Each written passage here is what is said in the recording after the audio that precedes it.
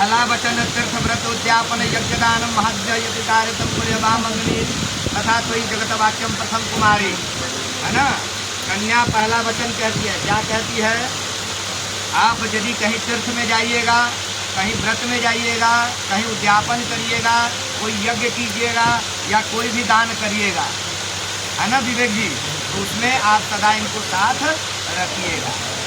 बहुत आदमी जो है ना बिना पत्नी के तुरंत तीर्थ घूमने चल जाते हैं। कोई भी तीर्थ अकेले घूमला से कोई फल ना हो, ना तो अब लेके तीर्थ जाके बात। तो कहते हैं ये तो पंखा बंद करवाइए, घर का जरूरी दिया जरूरी है, पंखा बंद।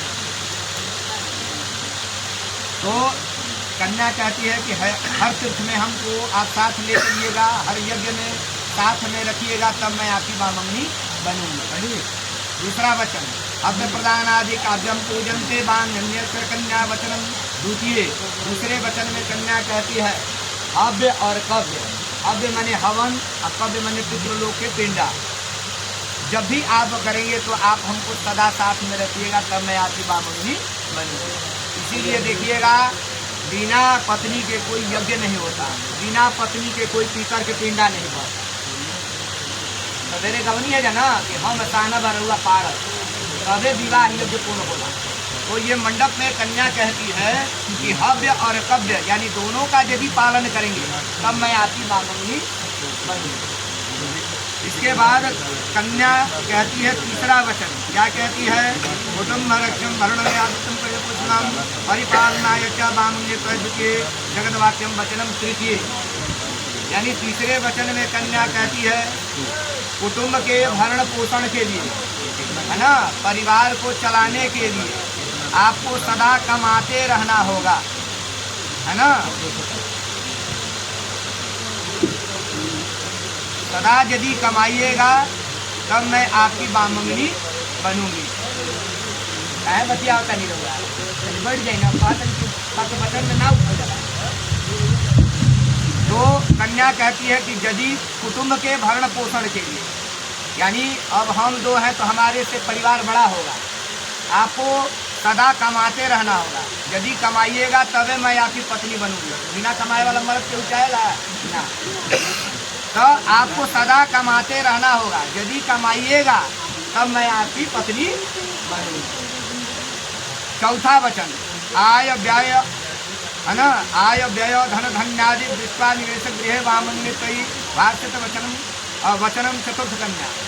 चौथा वचन में कन्या कहती है कि जितना कमाते थे, जितना मन में आता था खर्चा आप कर देते थे, केहू पूछे वाला ना रहा, माई बाबू से झूठों को देते नहीं। लेकिन अब ऐसा नहीं होगा। आय और व्यय यानी जितना भी कमा के लाइएगा हमको बताइएगा, हमको दीजिएगा, और जौन खर्चा होगा वो दोनों हम लोग आपस में समझ लेंगे, है ना। आपस में जो भी खर्च होगा उसको हम लोग समझ लेंगे। यदि आप सब हिसाब किताब सही करके मुझे बताइएगा आय व्यय, तब मैं आपकी पत्नी बनूंगी। ठीक है। पांचवा वचन देवालय नाम तड़ागा कुबादी पूजते वामंगे कई जगदवाक्य कन्या वचनम पंचम। पांचवें वचन में कन्या कहती है कि यदि मंदिर बनवाना हो, तालाब खुदवाना हो, या जमीन लेना हो, या कोई चीज़ खरीद बिक्री करना हो, अब अपना मन नहीं कर लेते। अब साथ में पत्नी है, पत्नी से सलाह लेना है कि हई गाड़ी खरीदी कि ना खरीदी, हई बेचे के बाद जमीन बेची कि ना बेची, या हई मंदिर बनाए के बाद बनाए कि ना बनाए, क्योंकि ये आपकी अर्धांगिनी है। बिना इसके विचार का, बिना मंतव्य का आप नहीं करेंगे। आप सदा इनसे कोई भी नया या कोई भी कारोबार करेंगे, खरीद से लेकर बिक्री तक, या नया कोई भी किसी तरह का, एक बार सहमति, एक बार विचार आपस में कर लेना। यदि ऐसा करेंगे तब मैं आपकी पत्नी बनूंगी। छठा वचन देशांतरे स्वपुरांतरे यदा विक्रंते वामंगने जब कन्या वचनम फस्तम। कन्या कहती है कि देश देशांतर अकेले रहनी है, जहाँ मन आई गाड़ी उठौनी चल गई, आ जब मन आई तब आई। बाबूजी इहो ना पूछले कि कहाँ गए रह, लेकिन पत्नी अब कहती है कि नहीं, अब आपको कहीं भी जाना होगा तो हमारा से पूछ के जाइएगा, और कब आइएगा इहो बता के आइए जाइएगा, ठीक है ना? हाँ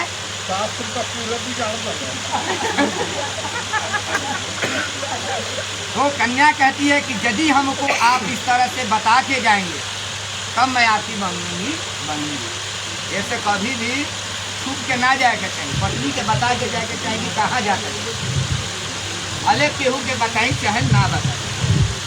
सातवां वचन अंतिम वचन है ना। कन्या क्या कहती है? न सेवनीय पर कामनीय जया काले द्वयः भावेत कामनी तम बामंगनी कन्या। यह सबसे बड़ा जरूरी जड़ है सातवां वचन। क्या कहती है कन्या कि अब यह मंडप में रुआ सबके सामने शपथ खाली कि आज के बाद दुनिया के जितना लड़की जितना औरत बड़ी सब माई या बहन के रूप में देखो, खाली तहरे के पत्नी के रूप में देखो, ठीक बा ना? यदि आप इस तरह के मेरे राम बनिएगा तो मैं भी आपकी सीता बनूंगी।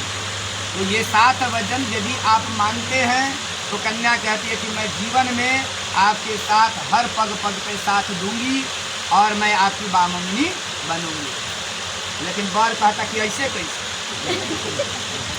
हमारे को सब छोड़ देबू तो हम फिर कैसे? बर कहता है कि तुम मेरे भी वचन को सुनो। एक हाथ से ताली ना बाजेला, दोनों हाथ की आवश्यकता होला।